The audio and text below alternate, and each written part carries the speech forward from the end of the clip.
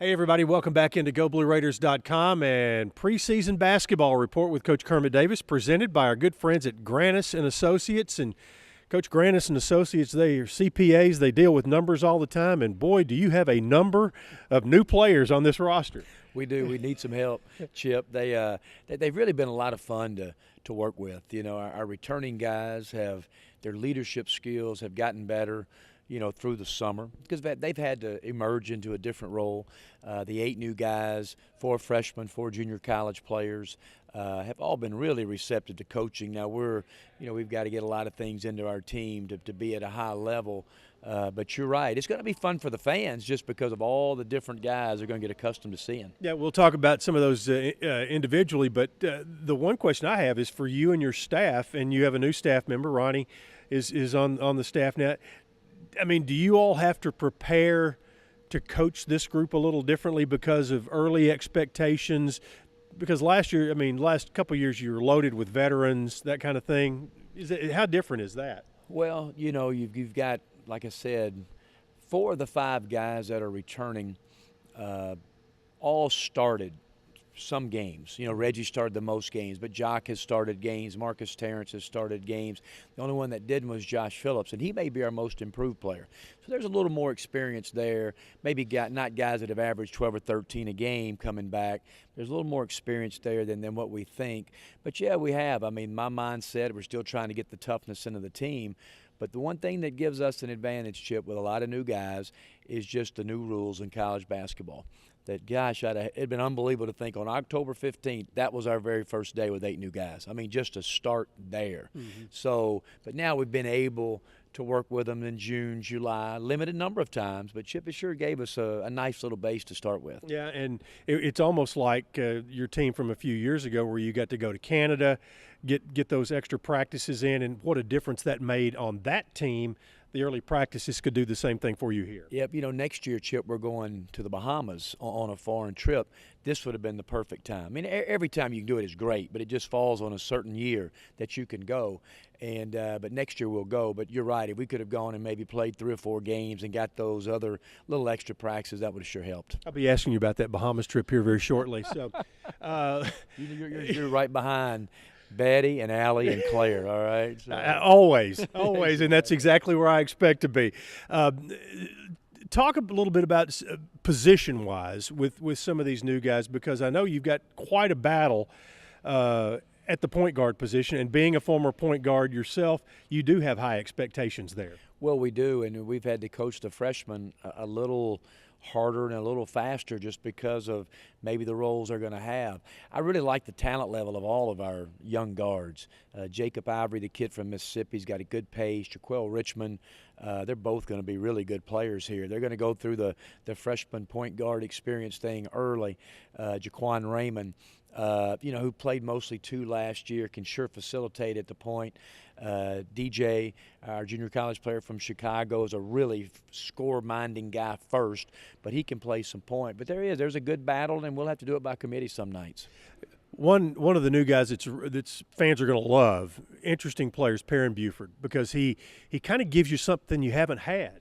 Yeah, he's a real talent, Chip, and he's 6'7", he's 215 pounds, and just what you said, Chip, he may be our best passer.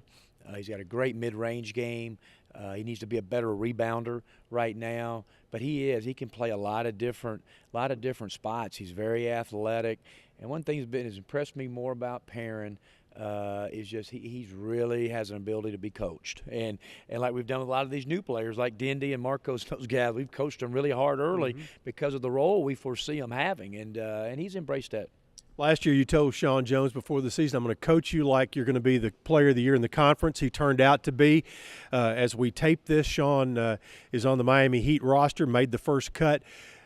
Replacing Sean Jones, is it a one-man job, or is it something that will have to be done by committee? Yeah, I think it's got to be done by committee because, number one, he was such a great talent. He was such an easy guy to coach, and he had a lot of experience. I mean, he'd been in the mix on good teams for 4 straight years, but it will be by committee. Like I said, Josh Phillips has really emerged. Jacques Rozier has been obviously our toughest guy in every practice, just his ability to rebound and and he's going to have a really, really good senior year. Reggie Upshaw has really made a lot of good maturing strides and has expanded his game even more. And then Darnell Harris, so we've got some guys, and they'll go by committee. They're going to be different, Sean, because he was just so athletic, and we sure keeping our fingers crossed. He's had a great training camp. He's in a battle for maybe the last spot. But I really believe this. We hope it works out now, but if it doesn't, I think Sean will go to that D-League, and I think there's going to be a matter of time for he's going to get a call up the NBA. Well, absolutely. Speaking of those post players, Jock and Josh, your two returning guys down there, both terrific defensive players. I know you've wanted to see them develop their offensive skills more. Yeah, and Josh Phillips, they just got to be simple.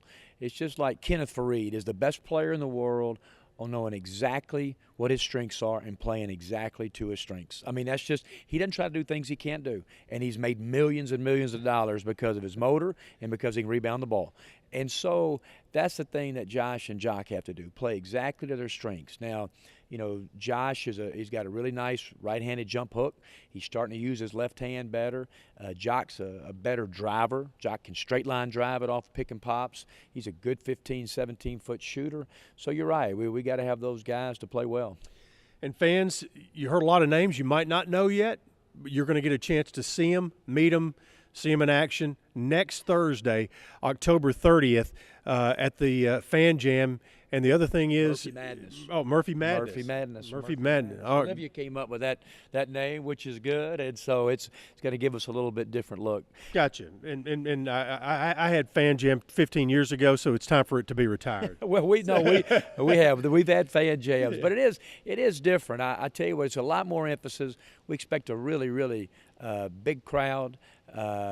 We're bringing a DJ in, a 101.1, who's I think the best hip-hop DJ in the state of Tennessee. Dola White is coming in. So I think that's going to hopefully really relate to the student body. It's going to be men and women together, which we've really wanted. It's going to be a dunk contest. We're going to have some entertainment, three-point contest, and then the men and women are going to have a scrimmage together.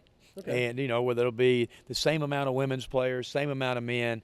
It'll be fun. Coach Jimmy Earl is going to coach one team. I think he and Sleepy Taylor, John Morris and Fred Lovelace is going to coach the others. That'll be a battle right there, Chip. So I think we're going to have a really fun evening. Yeah, I think so. And the other thing is it's really kind of opening night for Murphy Center. Fans can come out, see all the new things that are here in the building.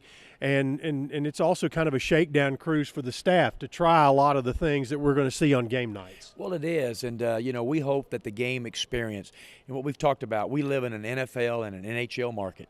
So people are accustomed to seeing game operations at a high level. So that's where we're trying to get our game operations to, where you can darken the lights for great introductions, the spotlights on the floor and dimmer lights out, the new concessions and restrooms, Chip. I mean, so it really is. We talk about it all the time. You do these kind of projects for two reasons, for a better fan experience and a better player experience. And so that's what we hope, that the fans will walk in here and have a great experience, as will the players. All right, we'll have another update in about a week with Coach Davis. So thanks for being with us. And, Coach, boy, the clock is ticking. It is. Happy homecoming, Chip. Absolutely. So for Coach Davis, this is Chip Walters thanking you for being with us on this Grannis and Associates preseason basketball report here on GoBlueRaiders.com.